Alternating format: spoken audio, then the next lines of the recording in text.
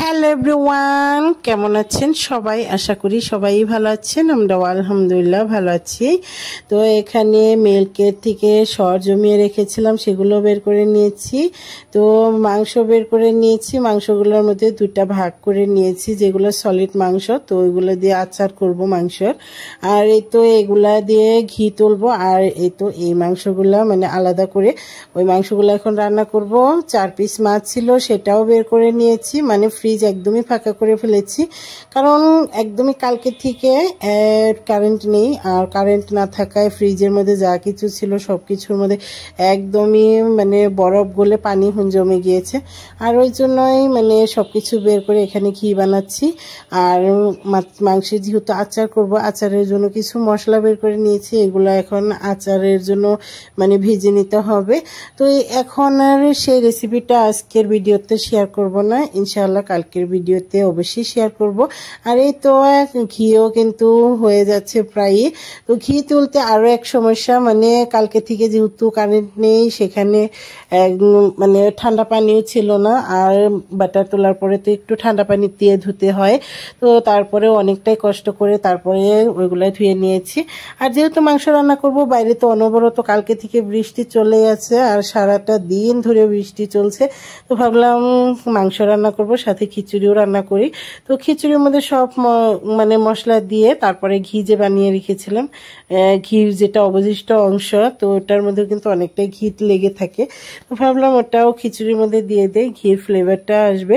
আর এই তো সরিষার তেল দিয়ে দিলাম এখানে মশলার মধ্যে, হলুদ গুঁড়া, তারপরে জিরার গুঁড়া, গরম মশলার গুঁড়া, একটু ধনিয়া গুঁড়া, স্বাদ মতো নুন, আর সরিষার তেল সব কিছু দিয়ে, আর সাথে আদা রসুনের পেস্টও দিয়েছি। সব কিছু দিয়ে তারপরে মাখিয়ে নিলাম। আর এখানে যেটার মধ্যে ঘি করেছিলাম সেটার মধ্যে একটু পানি দিয়ে একটু গরম করে নিলাম, এতে করে ওটার মধ্যে আর ঘি নষ্ট হবে না। যতটুকু ঘি ছিল পুরোটাই এই খিচুড়ির মধ্যে দিয়ে দিলাম। আর এখানে পানিটা মেপে নিচ্ছি, মনে হলো যে একটু কম হবে, আর আজকে একটু মোটা চালের দিয়েই খিচুড়ি রান্না করব। আর ওই জন্যই পানিটা মানে সঠিক পরিমাণে দিয়ে দিলাম আমার মাপ মতে। আর এই তো মাংস ওই প্রেসার কুকারে যেহেতু আবার মাংসগুলোও রান্না করব, তো ভাবলাম খিচুড়ি হতে থাক, এরই মধ্যে আমি মাংসগুলো ম্যারিনেট করে রেখে দিই। মাংসগুলো ম্যারিনেট করে রেখে দিলে মানে মাংস টেস্টটাও বাড়বে। আর খিচুড়ি হওয়ার পরে খিচুড়িটা বেড়ে নিয়ে ওই প্রেসার কুকারে মানে সাথে সাথেই তুলে দিতে পারবো।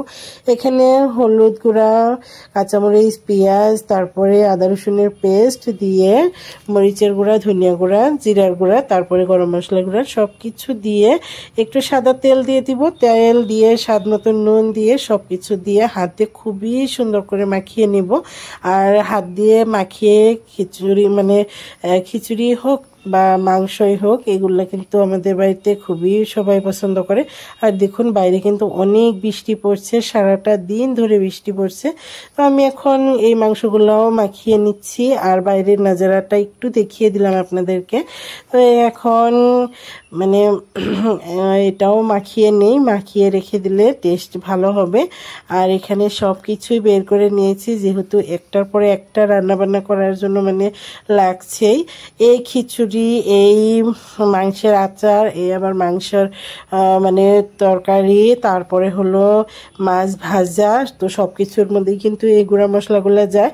আর ওই জন্য এখানে সব কিছু খোলা রেখে দিয়েছি, একটার পরে একটা মানে দিচ্ছি আর দিচ্ছি। আর এটা এখন মাখানো শেষ, এক সাইড করে রেখে দিলাম। আর এ তো এরই মধ্যে কিন্তু মাছের মধ্যেও মশলা দিয়ে নিয়েছি। এখানে হলুদ গুঁড়া, মরিচের গুঁড়া, ধনিয়া গুঁড়া আর হলো স্বাদ মতো নুন দিয়ে ভালো করে হাত দিয়ে মাখিয়ে নিচ্ছি। মাখিয়ে নিয়ে এক সাইডে রেখে দিব, যখন মানে এটা শেষে ভাজবো। আর যেহেতু এখন তার খাওয়া হবে না, এখন খিচুড়ির সাথে মাংসই খাওয়া হবে। আর এই তো এরই মধ্যে কিন্তু খিচুড়ি হয়ে গিয়েছে, খিচুড়িটাও বেড়ে নিয়েছি। আর ওদিক থেকে মাংসটাও কুকারের মধ্যে, প্রেসার কুকারে তুলে দিয়েছি। আর এই সাইডে যেটা কড়াইয়ের মধ্যে ওই আচারটাও বানিয়ে নিচ্ছি। আর এই তো আমার মাংস কিন্তু হয়ে গিয়েছে। আর এখন দুপুরের খাবার দাবার করব। আর বাইরের তো বৃষ্টির কথাই নেই।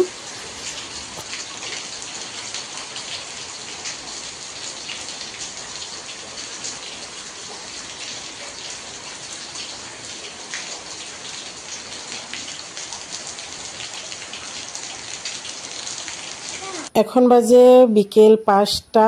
তো এখানে দাঁড়িয়ে দাঁড়িয়ে আমি বৃষ্টি দেখছিলাম। তো আমার বৃষ্টি দেখতে অনেক বেশি ভালো লাগে। আমি এখানে দাঁড়িয়ে দাঁড়িয়ে বৃষ্টি দেখছিলাম, আমার বাবাটা এখানে দাঁড়িয়েছিল।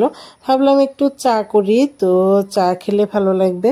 এখানে মিল্ক বসিয়ে দিয়েছি, সাথে চিনি দিয়েছি। এখন শুধু চা পাতি দিয়ে দিলেই আমার মানে এই চা হয়ে যাবে। তো আমি বাচ্চাদেরকে বলছিলাম, মানে আমার মেয়েকে জিজ্ঞেস করছিলাম, ও আবার টিউশন থেকে আসলো একটু আগেই। তো ভাবলাম মানে যে ও যদি চা খায়, তো দুই মা ও বেটি দুইজনে এখন চা খাবো, ওর আব্বু বাড়িতে নেই। এই তো আমার ভিডিওটি আপনাদের কাছে কেমন লাগলো অবশ্যই কমেন্ট করে জানাবেন। যদি ভালো লেগে থাকে অবশ্যই একটা লাইক করে দিবেন, আর যদি চ্যানেলে নতুন হয়ে থাকেন অবশ্যই চ্যানেলটা সাবস্ক্রাইব করে দিবেন। আজকের ভিডিও এ পর্যন্তই, দেখা হবে নেক্সট কোনো ভিডিওতে। ততক্ষণ পর্যন্ত ভালো থাকবেন, সুস্থ থাকবেন, আমাদের জন্য দোয়া করবেন। আজকের ভিডিও এ পর্যন্তই। আল্লাহ হাফিজ।